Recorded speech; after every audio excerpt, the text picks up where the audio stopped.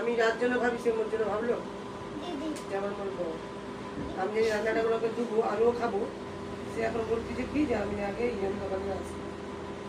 এবার দি ভাব ইয়ারিং সমেত যাই হোক ইয়ারিং সমেত না শুধু